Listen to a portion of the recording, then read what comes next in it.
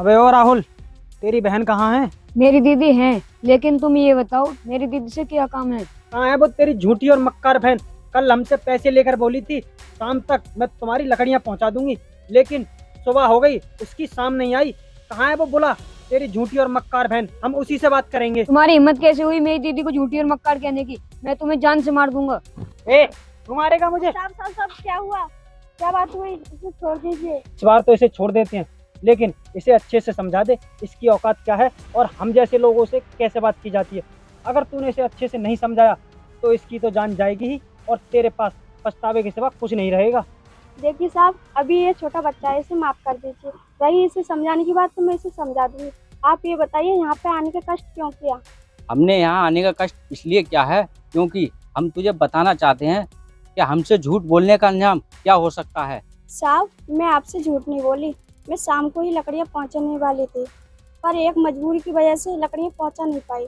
देख, तेरी मजबूरी से हमें कोई मतलब नहीं। कल तुझे हमारे यहाँ लकड़ियाँ पहुँचानी चाहिए थी, लेकिन तूने नहीं पहुँचाई और पैसे रख लिए। चला, हमारे पैसे दे वापस। साहब, मैं तुम्हारी लकड़ियाँ पहुँचा दूंगी, आप पैसे वापस मत लीजिए।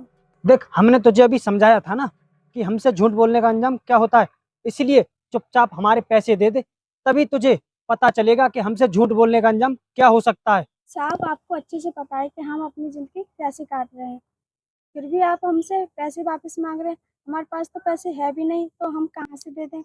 और फिर तू क्या चाहती है? तुझसे पैसे ना ले हम, तुझ पर छोड़ दें हम अपने पैसे? साहब, मैं पैसे छोड़ने के लिए नहीं कह रही हूँ, मैं तो इसलिए कह रही हूँ पैसे के बदले लकड़ियाँ पहुँचा दूंगी। लेकिन अब हमें तेरी लकड़ियाँ नहीं चाहिए क्योंकि हमारे पास दूसरी जगह से लकड़ियाँ आ चुकी हैं, इसलिए अब तुझे हमारे पैसे वापस ही करने पड़ेंगे। हाँ, हमारे पैसे दे दे। अगर पैसे नहीं है तेरे पास तो अपनी कोई कीमती चीज दे दे। जब तेरे पास पैसे हो जाएं तो हमसे वो अपनी चीज वापस ले लेना। साहब, मुझ पर ऐसी कोई सी कीमती चीज़ नहीं है जो मैं आपको दे दूँ। इस बार मुझे माफ़ कर दीजिए, आगे से ऐसी गलती नहीं होगी। अगर हमने तुझे इस बार माफ कर दिया तो तू आगे सबक कैसे सीखेगी? तुझे पता कैसे चलेगा कि हमसे झूठ बोलने का अंजाम क्या होता है? इसलिए तेरे पास कोई कीमती चीज नहीं है तो कोई बात नहीं, हम तेरे भाई को ले जाते हैं। जब तेरे पास पैसे हो जाए तो इसे ले आना। चल बे। साहब, इसे मत ले जाइए, मैं इसके बिना जिंदा कैसे रहूंगी? अच्छा, तू इसके बिना जिंदा नहीं रह सकती? कोई बात नहीं, तू भी हमारे साथ चल। ठीक है साहब, मेरे भाई को छोड़ दो, मैं तुम्हारे साथ चलने को तैयार हूँ। नहीं दीदी, आप नहीं, मैं ही जा रहा हूँ उनके साथ, ये चाहे कुछ भी करे। चल अब। हाँ।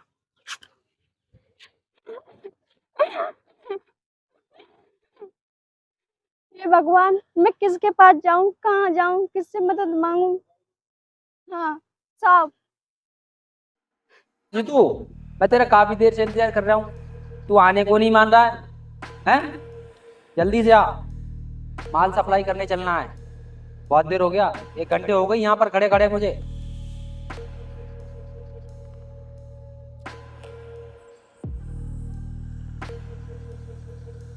अरे, साहब तो यहीं मिल गए।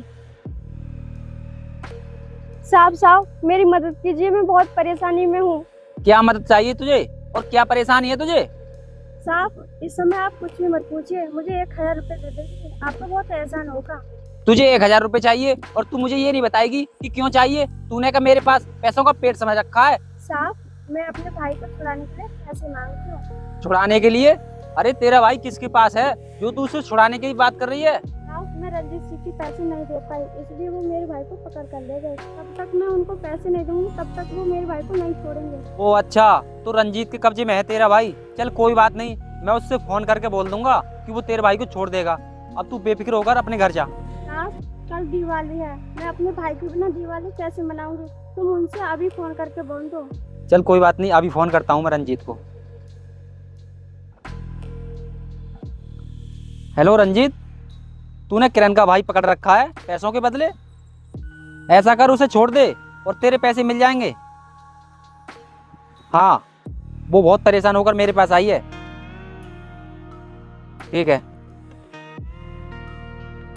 ठीक है, मैंने उससे बोल दिया है, वो छोड़ देगा। साहब, आपका बहुत बहुत धन्यवाद।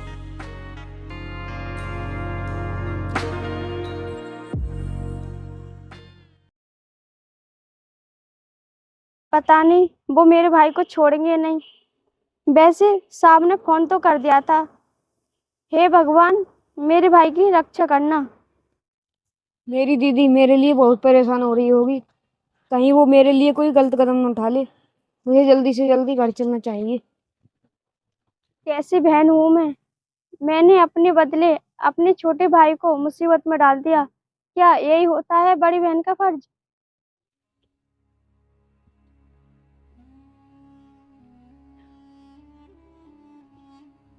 दीदी, क्या हुआ? राहुल, मेरे भाई, तू आ गया? तू ठीक तो है ना? उन्होंने तुझे मारा तो नहीं? भगवान का लाख लाख शुक्र है कि तू आ गया। अगर साहब टाइम से नहीं मिलते तो पता नहीं वो लोग तेरे साथ क्या करते। अरे दीदी, आप बेकार में रो रही हो, चुप हो जाओ। मैं आ गया ना, और मैं बिल्कुल ठीक हूँ। बैठ जाओ। दीदी, मुझे बहुत तेज भूख लग रही है, आप मुझे खाना दे दो। ठीक है मेरे भाई, मैं अभी खाना लेकर आती हूँ।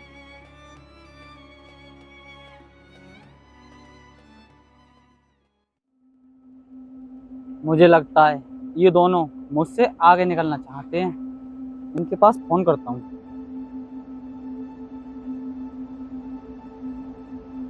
हाँ हेलो, कहाँ पर हो तुम दोनों? तुम दोनों अभी मेरे पास आओ। हाँ 5 मिनट में। अगर तुम मेरे पास 5 मिनट में नहीं आए नहीं तो मैं तुम्हारा वो हाल करूँगा कि तुम जिंदगी भर याद रखोगे। हाँ अभी आओ 5 मिनट में।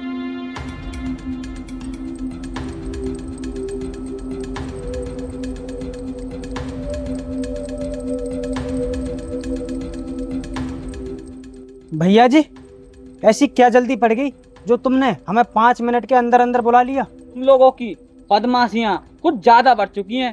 तुम्हारी शिकायत आ चुकी है मुझ पर बहुत। तुम लोग चाहते क्या हो आखिर? अरे भैया जी, ये आप कैसी बातें कर रहे हो? अरे आप जो कहते हैं वही तो करते हैं हम, आप ही का तो हुक्म बजाते हैं हम। तुम लोग कल एक बच्चे को उठा कर ले गए थे। मैंने कहा था कि तुमसे कि तुम उस बच्चे को उठाओ। तुम्हारा मूड ज्यादा खराब हो रहा है कैसे? आपने तो नहीं कहा था, लेकिन उसने हमसे पैसे ले लिए थे लकड़ियाँ पहुंचाने के, और उसने लकड़ियाँ भी नहीं पहुंचाई, इसलिए हमने उसके भाई को उठा लिया। मुझे लगता है हमें अपना धंधा अब बंद करना ही पड़ेगा, क्योंकि जो लोग हमारे लिए काम करते हैं, जो लोग हमारे लिए लकड़ियाँ लाते हैं, उनको तो तुम उठा उठा के बंद करते हो। फिर तो हमें अपना धंधा बंद करना ही पड़ेगा। भैया जी, ऐसा कुछ भी नहीं है, क्योंकि ये लोग हमारे लिए जो काम करते हैं ना, इन लोगों के साथ ज़्यादा हमदर्दी जतानी ठीक नहीं है। तुम लोगों को मुझे सिखाने की जरूरत नहीं है कि मुझे क्या करना है क्या नहीं। तुम लोग अपने बारे में सोचो कि तुम्हें क्या करना है, और तुम दोनों को अभी से मैं अलग कर रहा हूँ अपने धंधे से। भैया जी, आप एक मामूली मजदूर की वजह से हमें अपने धंधे से अलग कर रहे हो। आपका धंधा हमारे बिना चलेगा भी नहीं। मेरा धंधा चले या ना चले, इससे तुम्हें कोई मतलब नहीं है। अब तुम यहाँ से निकलो, मैं अपने धंधे में तुम्हें नहीं रख सकता। चलो निकलो यहाँ से। और इधर कहाँ जा रहे हो? ये बाइक मेरी है, पैदल जाओ। चलो निकलो यहाँ से।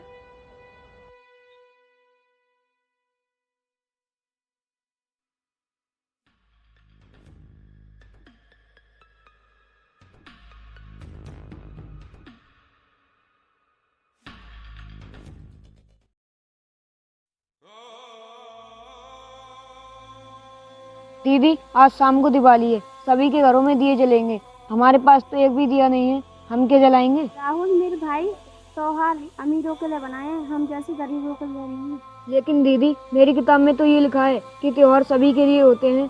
हाँ बेटे, तेरी किताब में बिल्कुल ठीक लिखा है, त्योहार सभी के लिए बराबर होते हैं, चाहे फिर वो गरीब हो या अमीर हो। अरे साहब, आप जहाँ आइए बैठिए। अरे नहीं किरण, मैं यहाँ पर बैठने नहीं आया हूँ। मैं तो बल्कि इसलिए आया हूँ कि यहाँ पर हर किसी के घर में रोशनी हो, किसी का घर सूना ना रहे इस दिवाली पर। इसलिए तुम्हारी मदद करने के लिए मैं तुम्हारे घर पर आया हूँ। साहब, आपने कल भी बहुत बड़ी मदद की थी और आज भी मदद करने के लिए आ गए। आप जैसे नेक इंसान बहुत कम होते हैं। नहीं किरण, ऐसी कोई बात नहीं है। इस दुनिया में बहुत बहुत बड़े लोग पड़े हैं मदद करने के लिए। मैं तो कुछ भी नहीं हूँ, मैं तो तुम्हारी एक छोटी सी मदद करने के लिए आया हूँ, ताकि तुम इस दिवाली पर अपनी खुशी मना सको। इसका मतलब साहब, हमारे घर में भी रोशनी होगी, हम भी मिठाई खाएंगे। हाँ बेटे, तुम खुशियाँ भी मनाओगे और मिठाइयाँ भी खाओगे, क्योंकि मैं इस दिवाली पर अपनी गाड़ी में रखकर तुम्हारे लिए कपड़े भी लाया हूँ और मिठाइयाँ भी लाया हूँ। चला, मैं तुझे देता हूँ।